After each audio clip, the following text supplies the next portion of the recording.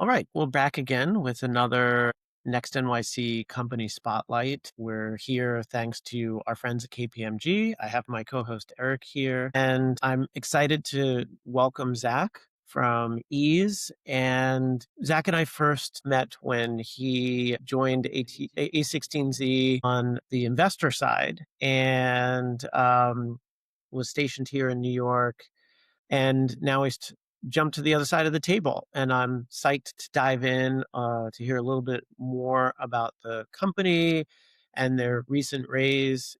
Zach, welcome. Thank you. And tell us a little bit about the problem set that you identified and why you're building Ease to go after it. Yeah, totally. First off, thank you for having me. Excited to tell you about Ease. It's always a pleasure to talk about the company you're building and people be interested enough to listen. Yeah, I mean, I think the problem, there's so many layers to it. So if I ramble, please dig in or stop.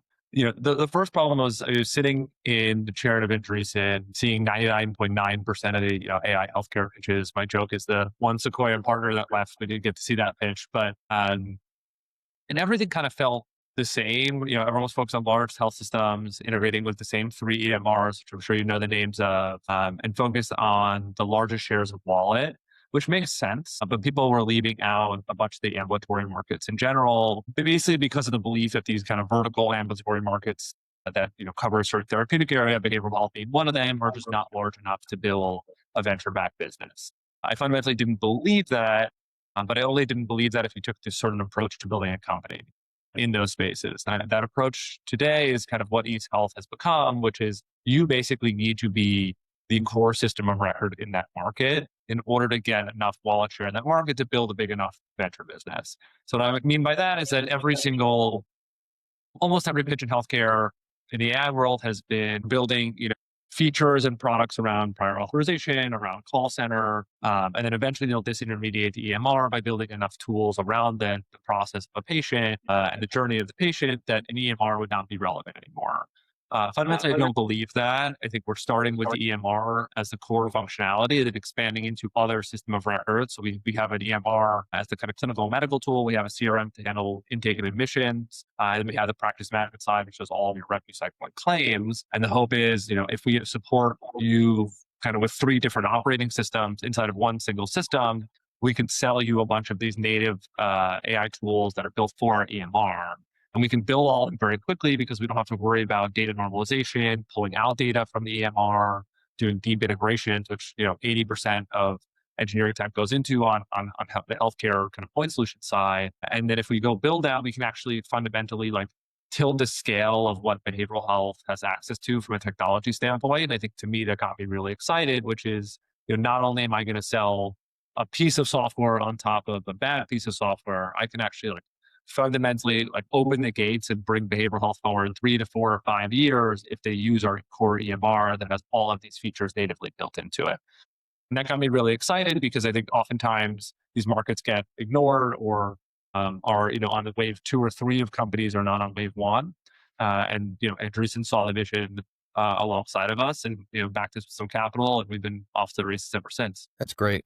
And congrats again, Zach, on the raise. So it sounds like a lot of your kind of thesis for the company was formed by, like Charlie said, sitting on the other side of the table. Is that consistent with other kind of day zero, day one employees, members of the team, or did they kind of come from a varied background? And was there anything kind of outside of the, sitting on the other side of the table experience that informed, the focus for the company? Yeah, I mean, as I started to get this thesis as a curious person, I spent a lot of time in different healthcare practices across different therapeutic areas. And the feedback was kind of in line with my thesis, which gave me a bit more conviction.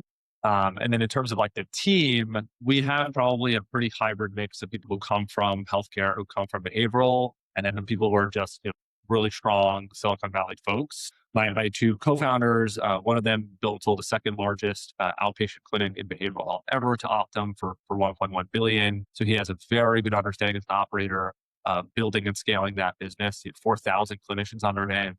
He's done 80 or 90 EMR transitions himself. So really, really, really deep expertise. And then my CTO came, so employee number 50 at Okta. He was the first engineer at Expanse. He led East Coast engineering teams at Palo Alto Networks. He was, interested in healthcare and has been a good friend for a while, but was pretty green on all the behavioral health stuff. And then the early team is basically probably a 70-30 mix leaning to healthcare folks. But I think what's also been an arbitrage for us is historically working on an EMR is not a sexy problem. They're not in New York City. They're not in San Francisco. They've been bootstrap companies. They've been private equity backed companies. So bringing kind of venture level talent, Silicon Valley level talent, New York level talent on both the engineering and go-to-market side has proven to be extremely valuable, both from a velocity standpoint and from a customer experience standpoint. I'd love to get if there's a sort of stakeholder example from either patient side, practitioner side, so that folks can understand, because a lot of times people interface with the healthcare system, but they don't understand what's going on with the stack behind it. And so I'm curious if maybe there's an example of like how things operate today, and if somebody starts using your system or where you would like to get to as a product, what improvements in either care or turnaround time or all of that sort of stuff, how people will actually experience it. Yeah. So many different ways, given that we touch the whole patient journey. But obviously, if you have a much better intake and admission process, people, especially in the higher levels of care, hopefully we can run a deeper eligibility check right away for you. We can give you the kind of screening assessment right away on that phone call. There's no passing handing off scheduling. We can get you into care faster, kind of on the intake and admission side. So hopefully patients who are in desperate need of care can get all of the answers and not have technology be an inhibitor for them to get care that same day, but can actually be an accelerator. On the clinician and provider experience, we are saving just a ton of time around documentation. All of our documentation is single click. All of it can be voice filled or is ambiently filled. And then on top of that, we built field mapping across our entire EMR system, which in behavioral, a lot of authorizations need to call a concurrent review or utilization review. And that is basically pulling in information from 7 to 10 different forms, which basically summarizes the medications, the labs, some kind of survey results and outcome tracking, on top of some other things. And that's a very kind of laborious task, but that will allow the patient to get re-auth so that they can stay in care. We've kind of automated that entire process as well. And that will, the organizations get paid faster from payers. And then from a patient portal, from a patient experience, we built a kind of very robust patient portal that allows them to actually get their information, get their balances, pay things on time, have education, direct messaging to their providers, just for them to have a much clearer experience versus, going through a clunky email or getting a client services email and not being able to talk to the people they have to talk to. So every stakeholder, I think, is getting a much better experience doing the kind of less admin work in the world of AI. We're trying to handle a lot of that for it. And then the byproduct of that is patients getting access to care faster and longer for what they need or shorter, depending on kind of their severity. And then for patients itself, they're able to get a much better understanding kind of what's going on versus, logging into a web page that has a single line that just sets your balance. That's awesome. Yeah. I mean, anytime I go to, a medical office, I'm amazed at the redundancy of paperwork and forms, et cetera. So sounds like you're hitting on something there. In terms of the new round, what are some of the goals for the round? And if there's any hires you're looking to fill or key needs, feel free to promote it here. Yeah, of course. No, I appreciate the stage. So yeah, I mean, the goal is to just, build the best product. And I know it sounds kind of funny, but if you look at the competitors that we're going up against, they are all private equity backed, all have been recapped multiple times, have been merged with each other, are in continuation vehicles. They are not investing deeply in technology in the most important time of technology, at least my lifetime and maybe 10 lifetimes. We are kind of really excited about the opportunity to just kind of build. So we've been shipping product extremely fast. And then obviously we want to scale ARR growth. We understand we're a system of record company, but I see the revenue charts of all the kind of amazing AI companies, and we want to match those slopes. We definitely really, really want to grow fast. We're building a team in New York. I'm in our office on 31st and 5th. We got a bunch of engineers, a bunch of go-to-market folks who kind of sit alongside here. In terms of hires, looking for a few different types of engineers. I'd say mostly product engineers is kind of one, staff engineer level above on that side, and then also looking for kind of general suite that are, graduating or a year or two out of school to kind of help with some of the other product stuff. And then also looking for head of post sales who will handle kind of all of like post implementation, QBRs, making sure that we have like a really good relationship with our customers. They're using our product correctly. They also know about all the innovation and product updates we're doing because that's something that EMRs don't ever do. So we have to do the education of like, hey, we shipped all this amazing stuff. One, you should use it. Two, you should potentially pay for it if it's an upsell. I mean, those are kind of the like top of mind hiring needs. We're also looking for kind of a support lead as well. If people are interested in that role. I'm curious, especially coming from a sort of brand name Bay Area firm, the decision to build in New York and your take around that. Yeah, for sure. Yeah, you're asking for me to get a hated question from everyone on the West Coast, but any answer they're not going to like. But I will say, like, I can give them a compliment in response to my answer, which I think the top 1% in both markets are incredibly strong. I think the top 5% in both markets are incredibly strong. I think where SF wins is the depth kind of talent past that is just deeper than New York, given that technology is the number one industry in New York. Now, I think if you are a company that's able to hire and attract and recruit top talent, the top 5% in New York, I think you are actually probably advantaged than being an SF company trying to recruit the top 5% because a number of companies trying to hire there. So if you think you can do that, and if you have, obviously like having Andreessen Horowitz, having a large kind of round of capital, having kind of really good founders, some really good early traction has allowed us to attract really good people. I also think there's just a ton of healthcare in New York, Radial's up the street, Charlie Health's across the corner. Like it's just a lot of people here are very focused on healthcare and it's been a big industry in New York. So finding an intersection of people who are really interested in technology, really interested in healthcare, and felt like New York was the right place to build. Selfishly, I also just love the city. And I think this energy, the fact that a 1-bedroom is ridiculously expensive makes you work really, really hard to live in a 1-bedroom, which is kind of this kind of funny paradox that just gets people to really kind of get going and motivated. Yeah, it felt like just the right place to build this type of company with the people around us. My co-founders here, our networks are here. And also to have a lot of New York City pride. There's some amazing New York City-based behavioral health organizations that we're trying to work with. And we're really excited building here. It's very difficult to build a startup company and find depth of talent in places where 1-bedrooms are cheap. Those things are not circles that overlap in the Venn diagram. This is true. Very true. Cheap as not cheap as a spectrum. Exactly. That's right. Eric, if you have another question, but I just actually wanted to follow up on one thing.